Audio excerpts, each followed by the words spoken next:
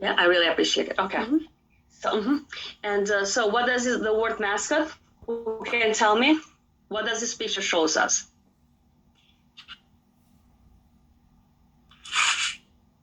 Yes, Haley, go ahead. I think the word mascot tells us that it's someone who's like rooting for something, basically, or like trying, like he says on the page, try to bring good luck. Okay. And they look like they're, since they're holding baseball bats, I'm guessing they're all from a baseball team, and they're like on different teams, and they're trying to help their team by wearing these mascot costumes. Okay, great. Anyone else? I think Noelle has her hand raised. Noelle? Yes. Yeah.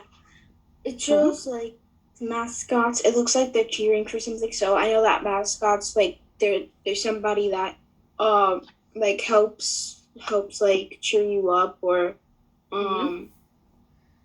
you know, make sure that you feel good, and like some like yeah, basically cheer you on. Say more. Anyone else wants to add to that?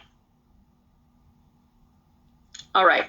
So what I think the intolerance and harm promoted by these Indian sports mascots, logos, or symbols have very real consequences for native people. So let's move to slide number 5. And slide number 5, as we can see, we see the word redskin. And also redskin, we can see a definition of what redskin means to us. And a redskin is described as offensive and insulting and contemptuous, which is disrespecting term for an American Indian. And the first time people used the word redskin was around 1769. We can move to slide number 7. So as we can see, who can tell me, what do you see in this slide? Yes, Noelle, go ahead. I see a bunch of like logos and like mascots for teams, and they have like all like painted their faces. And it's like red. What color are your faces painted? The face is painted red. Correct. I think I maximize it. Okay. So on the left, we see like different, like team scars, like, the sports. Like the first one, as you can see, is Milwaukee Braves from 1957 through 1966. The second one is Boston Braves from 1946 to 1952.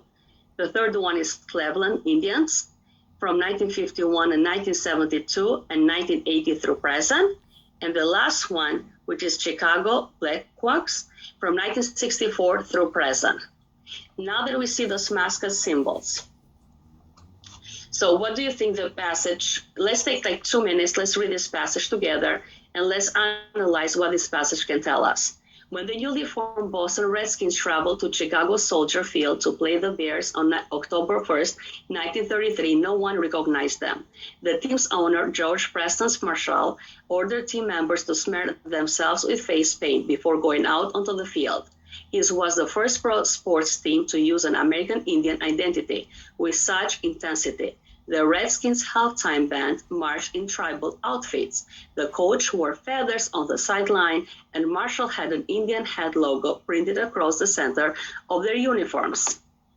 So now that we read this passage, what do you mean? What can you tell us? What does this passage mean to us? Can you tell us? Lee, go ahead. I think this passage tells us, because he said, what's his name again?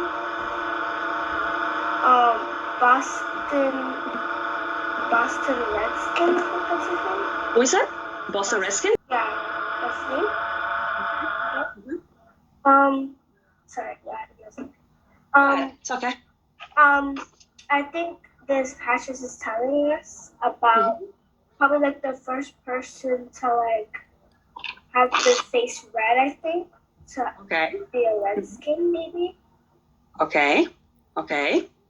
as we can paint their faces with red paint, right? So why do you think this might be offensive and upset people? Why do you think people have issue with them? Go ahead, Ed.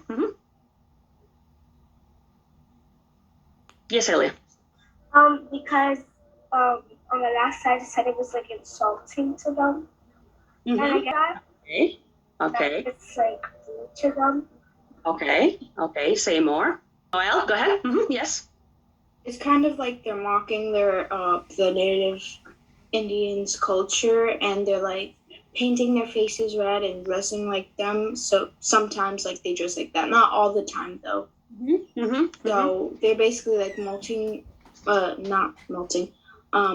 their culture and doing really rude and disrespectful things. Anyone else wants to add? Other thoughts? As we know, face painting is considered to be an important tradition among Native Americans on special occasions. Occasion faces of the tribe members are painting to augment one's appearance and power. To the slide number 8. So on this slide, first we'll begin with the question: what were the activists trying to do by airing this commercial? So on this ad is aired on television during halftime at the NBA Finals game 2014, San Antonio Spurs versus Miami Heat. Now, as we're gonna take a look at the video, then after we watch the video, then you guys gonna tell me, what do you think about this video? What you see on the video. So what activists are trying to show. So let's start the video and let's see what the video is about. Go ahead. I'm going based off what Noel said. She said like how it's very offensive to them. It's disrespectful to their culture. They were saying a bunch of different names, so I'm guessing they're going based off they were saying a bunch of different people, so like chief and stuff. So I'm guessing they were talking about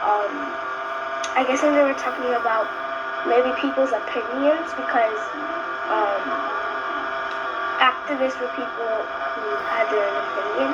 So I'm guessing they were going based off their own opinions and stuff, and what they thought of redskin people. Who else wants to share? Who wants to add to that? Noel, go ahead. They were saying what they call themselves like strong and stuff, but they don't like call themselves like redskins, or they don't do that stuff. So they don't call themselves like redskins, and that's also really like offensive to them. They're trying to get people to be aware of what's happening, and they want to stop it. Okay, great. Anyone else? Great. So now we can move to slide number 9. And slide number 9, it shows us, as we're going to read a written letter by the Oneida Nation to the National Football League. And I want you to think about it. What do the activists want and why? And how the activists are fighting for what they want. Yeah? Okay. Over the last many years, civil rights organizations, religious leaders, Native American governments and groups, members of Congress, and most recently President Obama, have said what should be obvious: the National Football League's continue marketing and promotion. Support of a dictionary-defined racial slur should end. The Oneida Indian Nations Change the Mascot campaign is designed to amplify that message. Editorial boards, news organizations, Native American organizations, experts, governments, civic leaders, political leaders, and journalists that have called for the Washington team to change its name. So we can go to slide number 14. So as you can see on this slide, what do you see on the screen? Ellie, go ahead. I see that there's like this big red microphone, and it says like change the mascot. So by looking at that, I think that, and it says is what they're saying before on the slides. They're saying to not use the R word. I'm guessing the R word is maybe the mascot. I agree with LG. Okay. Mm-hmm. Asir, do you want to share your thoughts? Okay, Christian. So we can move along to question number 2. How are the activists fighting for what they want? Go ahead. They made like a website just for people to stop doing that, for people to stop and gang up on, like, not gang up, like tell the mascots to stop doing the redskin stuff. So that's why they made a website for people to join them. Anyone else want to add? Yes, go ahead, Edward. Contributes to what we live in today because it was offensive to the Native Americans because the colored people also used to get bullied like all of the time because of the color of their skin. Okay, so the colored people used to get bullied all the time. Because of the color of their skin. Join them to take it down, just like how people today they protest outside and they say to stop ruining color, stop being racist to others and be kind. Great. So to wrap up the lesson today, so what do you think we have learned today about nativism? What I learned was that we shouldn't use racism against the Native